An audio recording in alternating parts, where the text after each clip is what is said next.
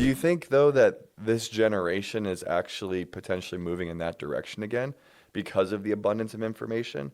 Where instead of going down this path of you learn these sets of things just to eventually get a job, which we know the current state of, the educational pathway right now resembles a model that was created for the industrial age. Yeah. But now it's like you can actually go and learn something that you're genuinely interested in and have virtually no barrier to entry to learn that thing. Yeah, that's certainly true. I think there was I think certainly there's an egalitarianism to information that is, we don't have elites guarding creating barriers to entry just simply based on elitism. So like you said, access to information is fairly open. What I lament is, and I formed this opinion maybe about 6 or 7 years ago when, Pew Research comes out and there's a demise of biblical literacy, right? And pastors are sort of off-put by the fact that their parishioners are not biblically literate, the younger generation's not. And I thought that's again like the idea that the church is uneducated. Well, it's a slice of the broader culture, because the broader culture is, and I started thinking about living in a post-literate society, right? So we have the printing press in the early 17th century, and it's an explosion of education because books are now readily available when they didn't used to be, and now information is readily available, but people don't read.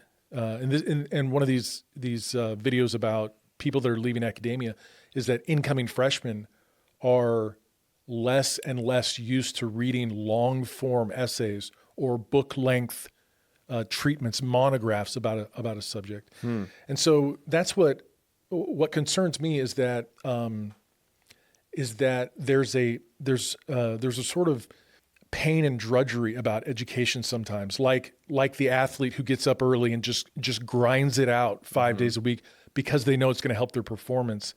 I think we've lost some of the inclination that there's an aspect of education that is just, it's grunt work. And rather than being passionate about learning your multiplication tables, you just have to memorize them, because it is a stepping stone for doing something more complex. Whoa. That is, that's really interesting, because I relate this to like reading the Bible in a big way, because especially when it comes to different translations. So like, I really typically stick to 2 translations for most of my studies. The New King James, more of my word for word translation, where it's a lot closer to like what the original writers, like at least what the original language words were. And then the New Living Translation, which more or less is like a thought for thought translation. But one of the things that I've discovered is the more that I read the New Living Translation, there's almost like this, I don't know what the right word is. It's almost like a fear of missing out in my spirit of what is like the deeper, like what's the real language here? Because they've, and not to knock on the translation, it's great, but there's also like, it's like I liken it to eating your vegetables in smoothie form versus just eating the vegetables. Sure, yeah.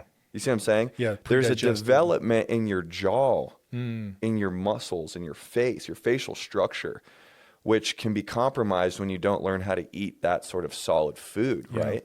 And I think of it kind of similar with Bible reading. So I don't want to put words in your mouth, but would you agree with that assessment or disagree?